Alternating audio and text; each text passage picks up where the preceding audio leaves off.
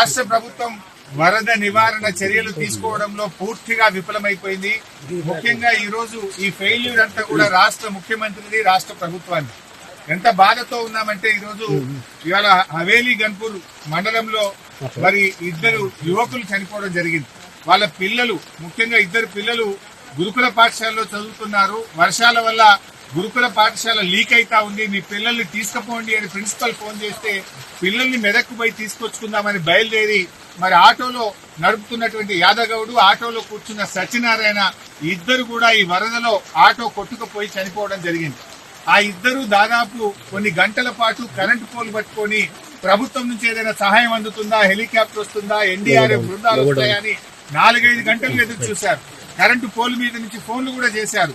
కానీ కలెక్టర్ గారు కానీ జిల్లా యంత్రాంగం ఎవరు స్పందించలేదు. మధ్యాహ్నం 2 తర్వాత కరెంటు పోల్ కూడా వరద ఉధృతికి పడిపోయి ఆ వరదలో కొట్టుకొని ఆ ఇద్దరు కూడా చనిపోవడం జరిగింది. అంటే ఇది కేవలం ప్రభుత్వ వైఫల్యం. నిన్న ఒక మంత్రి గారు మాట్లాడుతూ అంటాడు, హెలికాప్టర్ అంత అవసరమైతే తప్ప వాడద్దట, మీరు మాత్రం పెళ్లిలకు వాడండి, బీహార్ లో రాజకీయాల కోసం వాడండి, మీ సొంత కార్యక్రమాలకు వాడుకోండి. ఆనాడు ఖమ్మం జిల్లాలో కూడా హెలికాప్టర్ పంపకపోతే ప్రాణాలు పోయినాయి.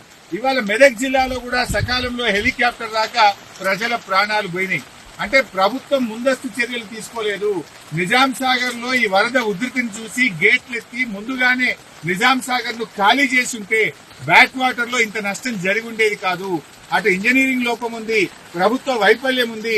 నిన్న ముఖ్యమంత్రి గారు ఇంత వరదలు వస్తుంటే వీడియో కాన్ఫరెన్స్ పెట్టి అత్యవసరంగా రివ్యూ చేయాల్సిన ముఖ్యమంత్రి ఆయన మూసీ సుందరీకరణ రివ్యూ చేస్తున్నాడు.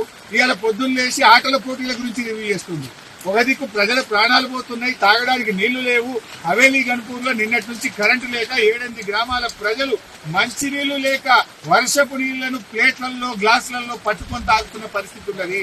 ఇవాళ రేపు అంటు రోగాలు ప్రబలేటువంటి అవకాశం ఉంది. వచ్చే 24 గంటలు ఇంకా పెద్ద ఎత్తున వర్షాలు ఉన్నాయని వాతావరణ శాఖ చెప్తా ఉంది. ప్రజలు ఇబ్బందుల్లో ఉన్నారు. ప్రభుత్వం ఇప్పటికైనా మేల్కొని అత్యవసర చర్యలు చేపట్టి ప్రజలను కాపాడుకోవాలి. ప్రజలకు త్రాగునీరు అందించండి, ప్రజలకు అవసరమైన ఆహార పొట్లాలను పంపించండి, హెలికాప్టర్లను అందుబాటులో పెట్టండి. ఎందుకంటే బాగా తడిచి ఉన్నది, ఇప్పటికే నీటి ప్రవాహం ఉంది. ఇంకా వర్షం ఏమన్నా కొద్దిపాటి వర్షం ఎక్కువ పడ్డా కూడా మరి చెరువులు గాని తెగేటువంటి ప్రమాదం ఉంటది కనుక అన్ని జాగ్రత్తలు ప్రభుత్వం తీసుకోవాలని చెప్పి కోరుతా ఉన్నాం.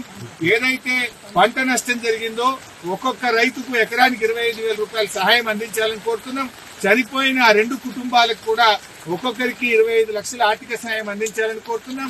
షేర్ చేయండి, లైక్ చేయండి, సబ్స్క్రైబ్ చేయండి. మరిన్ని వీడియోల కోసం బెల్ సింబల్ పై క్లిక్ చేయండి.